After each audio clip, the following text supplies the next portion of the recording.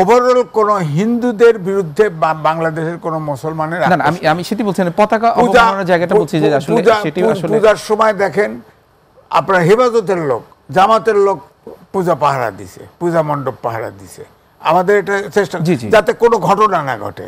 আজকে যেটা উচিত ছিল যে আজকে অন্তর্বর্তীকালীন সরকারের 24 জন তো এই দেশকে পাহারা দিতে পারবে না, তাদের উচিত ছিল আজকে সব রাজনৈতিক দল ছাত্রদের নিয়ে রাউন্ড টেবিল করা, করে শহীদ মিনারে একটা জনসভা দেওয়া, এটার প্রতিবাদ করা, সারা বিশ্বকে জানানো উচিত ছিল যে আমরা এক আছি।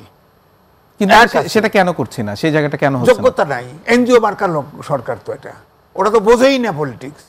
আপনি বলেন কত, এটা তো কচ্ছপ গতিতে চলছে, এটা তো বোঝেই না যে পলিটিশিয়ান তো এখানে একজন ছাত্র জীবনেও একটা সংগঠন না, কিন্তু সবাই মিলে তো আসলে মানে সম্মিলিতভাবেই এই সরকারটা গঠন হলো, মানে সবাই এই সরকারটা সবার অবদান গঠন করছে। এটা হলো ছাত্ররা আন্দোলনের অগ্রভাগে ছিল, সবাই সমর্থন দিয়ে এখন আছে। এখন হচ্ছে কি সব সরকার ফাঁদে পড়ছে, রাজনৈতিক দল ফাঁদে পড়ছে। এই সরকারকে যদি হটায় দেয় তাহলে আপনার হয় ফেসিবাদ আসবে, না হলে উত্তরপাড়া আসবে।